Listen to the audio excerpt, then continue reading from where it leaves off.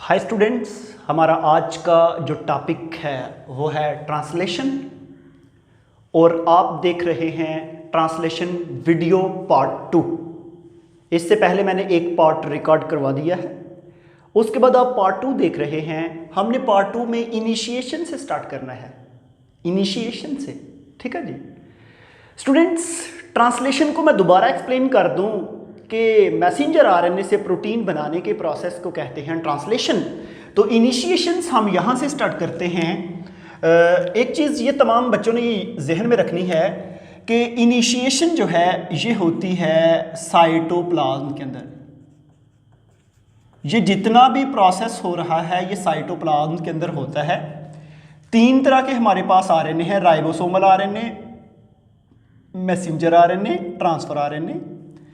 ये जो ribosomal RNA है इसकी 2 यूनिट हैं। ये जो नीचे वाली है इसको हम बोलते हैं 40S और ये जो ऊपर ब्लू कलर की आपको यूनिट नजर आ रही है इसको हम बोलते हैं 60S। दोनों यूनिट आपस में मिलती हैं मैग्नीशियम आयन के जरिए, दोनों यूनिट। स्टूडेंट्स मेरे पास एक ये यूनिट है, इसके ऊपर कैसे मैं आपको समझाऊं, ऐसे एक मेरे पास ये यूनिट, इसके ऊपर दूसरी ये यूनिट है, ये दोनों आपस में ऐसे मिल गई, ठीक है जी। और सेंटर में जो इनकी बॉन्डिंग है वो है मैग्नीशियम आयन। अंडरस्टैंड?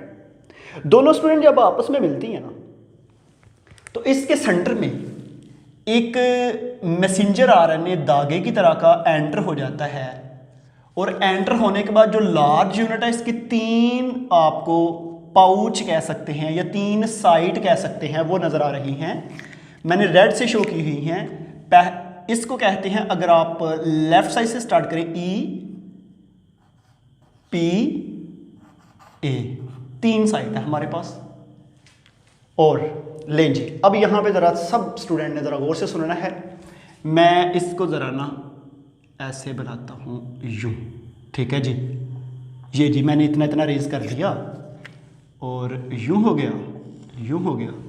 अब मुझे ये बताएं कि जो मैसेंजर आरएनए है, ये मैसेंजर आरएनए फॉर एग्जांपल ये एक धागा है, इसका जो पहली स्टार्टिंग पॉइंट है वो किस साइड पे है?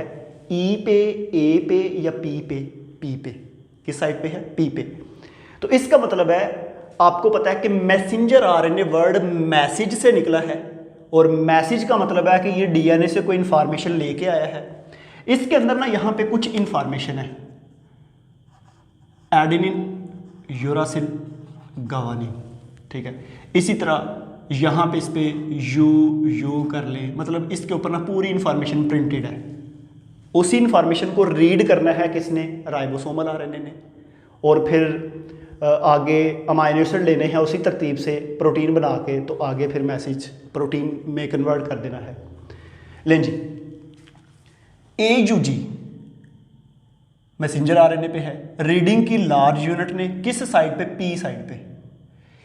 ई का मतलब होता है एग्जिट साइड, पी का मतलब होता है पेप्टिडाइड साइड और ए का मतलब होता है अमाइनो असाइल साइड, ठीक है जी। अब क्या होगा कि जब लार्ज राइबोसोमल यूनिट इस मैसेज को रीड करेगी ना, रीड करने के बाद ये दोबारा मैं आपको कलर कट समझाना चाह रहा हूं ताकि आपके जहन में बैठे। ये प्रोसेस हो रहा है साइटोप्लाज्म के अंदर। ये जितना भी कॉम्प्लेक्स बना है ना, जिसको हम इनिशिएशन कॉम्प्लेक्स कहते हैं, ये सारा साइटोप्लाज्म में बना है।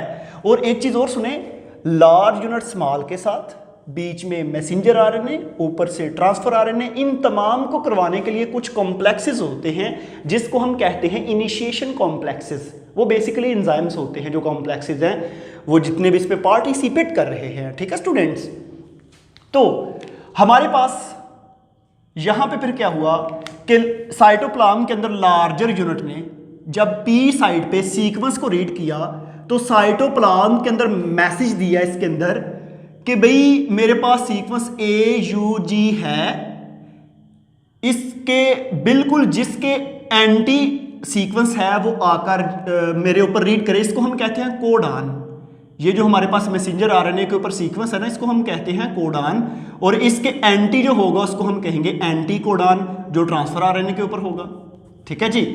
अब क्या होगा कि जिसका एंटी हो, जिस ट्रांसफर आरएनए के ऊपर एंटी है, लेट्स सपोज कि यहां पे एक ट्रांसफर आरएनए था, उसको मैसेज मिला राइबोसोमल आरएनए से कि मेरे पास इस वक्त मैसेंजर आरएनए मौजूद है, उसके ऊपर ये सीक्वेंस है, इसके एंटी कोडान किसी का है, ये वाला ट्रांसफर आरएनए का, यस मेरे पास है, मेरे पास इसका एंटी कोडान है।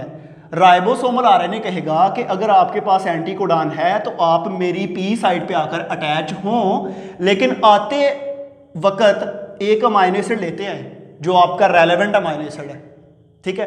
तो इसका मतलब है ये जो फिर ट्रांसफर आरएनए है ये इस साइड पे अटैच होने से पहले किसके पास जाएगा, अमाइनोसाइड ट्रांसफर आरएनए सिंथेटेज एंजाइम के पास। और ये पूरा एंजाइम मैंने वीडियो 1 में एक्सप्लेन किया है कि ये कैसे इसके ऊपर अटैच करेगा, कैसे अमाइनोसाइलेशंस होगी और ये प्रोसेस कैसे होगा, ठीक है जी।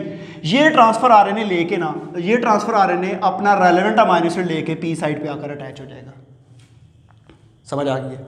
अच्छा जी, अगला क्या है, अगला सीक्वेंस कहां पे एक्सपोज है, ए साइड पे। राइबोसोमल आरएनए दोबारा नेक्स्ट सीक्वेंस को रीड करेगा, करने के बाद उसी तरह साइटोप्लाज्म में ट्रांसफर आरएनए के पास मैसेज भेजेगा कि ट्रांसफर आरएनए के पास मेरे पास यू है, अगर किसी का एंटी कोड ए है किसी ट्रांसफर आरएनए का तो वो इस जगह पे आकर अटैच हो, वो इस जगह पे अटैच हो। ले जी, इधर से ये वाला हमारे पास एक ट्रांसफर आरएनए है, ये कहेगा जी मेरा एंटी कोडान बिल्कुल उसके अपोजिट है, मतलब मैं उसके अपोजिट सीक्वेंस रखता हूं, कहेगा जी आना है, आके अटैच हो मेरे ऊपर, लेकिन आती दफा अपना रेलेवेंट अमाइनो एसिड लेते आओ। ये क्या करेगा, ये ट्रांसफर एक्टिवेटिंग एंजाइम के पास जाएगा, अपने 3 प्राइम पे अमाइनो एसिड को अटैच करेगा, इसके नज़दीक पहुंच जाएगा। जब इसके नज़दीक पहुंचेगा तो अगली इस जगह पे जो है अगला अमाइनो एसिड जो है वो अटैच हो जाएगा। अगला अमाइनो एसिड जब अटैच होगा तो साथ उसके ट्रांसफर आरएनए इसके ऊपर अटैच होगा तो साथ उसके अमाइनो एसिड्स भी होगा। इस तरह हमारे पास 2 अमाइनो एसिड हो गए, समझ आ रही है। अब हमारे पास 2 अमाइनो एसिड हो गए। अब सुनना है, अगर आपने सिलाई मशीन को देखा हो, सिलाई मशीन के नीचे जब कपड़ा रखते हैं तो इधर से अब जब आप उसको हैंडल को घुमाते हैं तो सिलाई मशीन के नीचे से कपड़ा आगे को मूव करता है कि नहीं करता? करता है स्टूडेंट। अब क्या होगा, ये जो मैसेंजर आ रहे हैं ना, ये मूव करेगा आगे। कहां पे मूव करेगा? आगे। जब ये आगे मूव करेगा, गौर से सुनना जरा मेरी बात को, मतलब कि ये मैसेंजर आरएनए पीछे काफी लंबा है, जब ये आगे मूव करेगा तो ये जो AUG सीक्वेंस जो पी साइड पे था वो आ जाएगा ए साइड पे, AUG सीक्वेंस वो आ जाएगा ई साइड पे। जो उससे पीछे वाला सीक्वेंस था ये वाला, ये आगे आ जाएगा U, और ये वाली साइड दोबारा से खाली हो जाएगी क्योंकि 2 ट्रांसफर आरएनए थे। जब ये सिलाई मशीन की तरह कपड़ा आगे को मूव किया तो ये वाला ट्रांसफर आरएनए यहां आ गया, ए वाला ट्रांसफर आरएनए आगे चला गया। तो इस तरह हमारे पास क्या होगा कि यहां पे भी एक ट्रांसफर आरएनए पहुंच चुका है,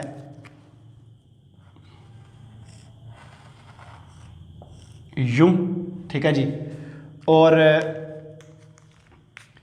जो एक चीज और याद रखनी है, ये जो ट्रांसफर आरएनए है ना, जब ये आगे आया है ना तो अपना अमाइनो एसिड जो है वो पिछले ट्रांसफर आरएनए को दे के गया है, समझ आ रही है। मतलब जो ही ये मूव करके आगे जाएगा तो अपना अमाइनो एसिड जो है वो पिछले ट्रांसफर आरएनए को दे जाएगा। अब देखें यहां पे जगह खाली हो गई है, ठीक है जी, क्योंकि 2 ट्रांसफर आरएनए थे, ई साइड पहले खाली थी, अब दोनों ट्रांसफर आरएनए आगे मूव कर गए क्योंकि मैसेंजर आरएनए आगे मूव किया है। तो अब जब ये दोनों ट्रांसफर आरएनए आगे चले गए तो ये जगह खाली है। अब ये जो जगह खाली है यहां पे एक नया सीक्वेंस आ जाता है जी, आप कर लें जी AGA जो है वो आर्जिनिन को करता है डील। AGA सीक्वेंस जो है ये आपके पास एक कोडान है, ये आपके पास जो मतलब कि ये जो जिसको हम जेनेटिक कोड भी कहते हैं, ट्रांसफर आरएनए के अंदर आपके पास मौजूद होता है ये कोडान, ये इसका एंटी कोडान है, सॉरी मैंने पीछे गलत बोल दिया। ये जो मेरे पास यहाँ पे एंटी कोडान है ना, अब क्या होगा, ये यहां पे खाली हो गया है, दोबारा राइबोसोमल आरएनए मैसेंजर आरएनए के इस सीक्वेंस को AGA को रीड करेगा, करने के बाद राइबोसोमल साइटोप्लाज्म में मैसेज भेजेगा कि इस वक्त मेरे कौन सी साइट, ए साइट पे फलाना सीक्वेंस एक्सपोज हो रहा है, जिसका सीक्वेंस उसके एंटी है वो ट्रांसफर आरएनए इसके ऊपर आकर अटैच हो। ये ट्रांसफर आरएनए कह रहा था ए का अपोजिट क्या है, U, जी का क्या है सी, ए का क्या है यू। इसका ये सीक्वेंस था, ये कहते हैं जी मेरा इसके अपोजिट है, मैं इसके ऊपर आकर बॉन्डिंग शो कर सकता हूं। लेकिन राइबोसोमल आरएनए कहता है कि इसके ऊपर अटैच होने से पहले आप अपना रेलेवेंट अमाइनो एसिड लेके आए। आपको पता है कि यू इसका रेलेवेंट जो है वो आर्जिनिन है, जिस तरह AUG का मैथ्यूनिन था। समझ आ रही है? इस तरह स्टूडेंट जो है ये इसके ऊपर जाकर आकर यहां पे अटैच हो जाएगा। मैं इसको ब्लैक से शो कर देता हूं।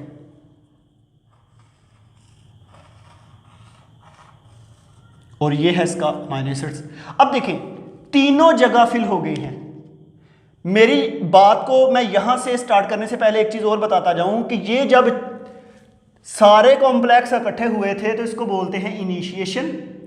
इनिशिएशन के बाद जब ये जो मैसेंजर आरएनए सिलाई मशीन की तरह आगे को मूव किया था तो ये दोनों अपनी पोजीशन से ट्रांसलोकेट होकर अगली पोजीशन पे चले गए थे। इसको हम बोलते हैं ट्रांसलोकेशन। और ट्रांसलोकेशन के लिए भी फैक्टर होते हैं जिसको हम ट्रांसलोकेशन फैक्टर्स कहते हैं। ठीक है जी। उसके बाद ट्रांसलोकेशन के बाद हमारे पास क्या होगा कि यहाँ पे ये जब दोनों अगली साइड पे चले गए थे तो हमारे पास ए साइड खाली हो गई थी। ए साइड पे नेक्स्ट अमाइनो एसिड ने आके फिल कर लिया। अब देखें मेरे पास तीनों साइड फिल हैं। समझ आ रही है? तीनों साइड क्या है फिल। अब क्या होगा कि जब ये सिलाई मशीन की तरह कपड़ा आगे मूव करेगा, मैसेंजर आरएनए आगे मूव करेगा, तो ये जो है ये जो ट्रांसफर आरएनए जिसने अपना अमाइनो एसिड पिछले अमाइनो एसिड को दे दिया है ये यहां से एग्जिट हो जाएगा। इस एग्जिट की वजह से इसको हम बोलते हैं ई साइट। क्या बोलते हैं? ई साइट। अब स्टूडेंट क्या होगा, ऐसे ही अब मुझे ये बताएं कि जब ये बाहर निकल गया तो पीछे हमारे पास ये जो दो अमाइनो एसिड है ये आगे आ गए तो ए साइड दोबारा फिर खाली हो जाएगी। जब ए साइड दोबारा फिर खाली हो जाएगी तो यहां पे ऐसे ये जो पीछे वाला अमाइनो एसिड है जब ये आगे आएगा अपने दोनों अमाइनो एसिड जो हैं ये पीछे वाले अमाइनो एसिड को दे जाएगा। इसको मैं रेड से बना देता हूं। ठीक है। ये जो मतलब कि आगे को रीडिंग हो रही है इसको हम कहते हैं इलांगेशन। इलांगेशन का मतलब होता है किसी चीज का लंबाई की तरफ मूव करना। ये इलांगेशन और यहां पे डिफरेंट फैक्टर हैं जिसको हम इलांगेशन कहते हैं, जो इलांगेशन करवा रहे होते हैं। मैं दोबारा से यहां पे यही पॉइंट आप बच्चों को समझ नहीं आती कि स्टूडेंट्स जब यहां से मैसेंजर आरएनए आगे को मूव करता जाएगा यहां से पुराना ट्रांसफर आरएनए निकलता जाएगा, इधर जो जगह खाली होगी वहां पे नया ट्रांसफर आरएनए ऐड होता जाएगा। इसको हम पी साइट इसलिए कहते हैं, ये पेप्टाइड साइट है क्योंकि जब ये अमाइनो एसिड आगे जाएगा तो अपने अमाइनो जब ये ट्रांसफर आरएनए आगे जाएगा तो अपने अमाइनो एसिड पीछे वाले ट्रांसफर आरएनए को देगा जिसमें दरमियान में वो बन जाता है पेप्टाइड बॉन्ड। इसको कहते हैं इसलिए पेप्टाइड या पी साइट कहते हैं। इसको ए साइट अमाइनो असाइल साइट कहते हैं क्योंकि एमसीक्यू याद रखना है पहला transfer RNA just peptide site पे अटैच हुआ था, उसके बाद जितने भी ट्रांसफर आरएनए आए हैं वो सारे के सारे ए साइट पे अटैच हुए हैं, जिसलिए इसको अमाइनो एसिड टाइप या अमाइनो असाइल टाइप भी कहते हैं या साइट भी कहते हैं। ठीक है जी। तो इस तरह यहां से अमाइनो एसिड निकलते जाएंगे, ये अगर आगे आ जाएगा ये फिर आगे इधर फिर नया ऐड हो जाएगा। क्योंकि नया ऐड क्यों होगा? क्योंकि सीक्वेंस तो उसने रीड करना है मैसेंजर आरएनए का। आहिस्ता आहिस्ता इस तरह निकलते जाएंगे, मतलब कि पुराने निकलते जाएंगे, नए उधर से ऐड होंगे, पुराने निकलेंगे, नए ऐड होंगे। तो हमारे पास क्या होगा कि लास्ट पे ना एक यहाँ पे ट्रांसफर आरएनए रह जाएगा और इधर से ये जो मैसेंजर आरएनए था ये भी लास्ट पे पहुंच गया क्योंकि सारे का सारा मैसेंजर आरएनए रीड हो गया है, ये लास्ट पे पहुंच गया। ये देखें सारा मैसेंजर आरएनए रीड होने के बाद ये मैंने छोटे छोटे अमाइनो एसिड बनाए हैं, कितनी लंबी पॉलीपेप्टाइड चेन बन गई है। ठीक है जी। अब यहाँ पे ये जो सीक्वेंस है ना, यहाँ पे जो सीक्वेंस आया है वो है जी UAG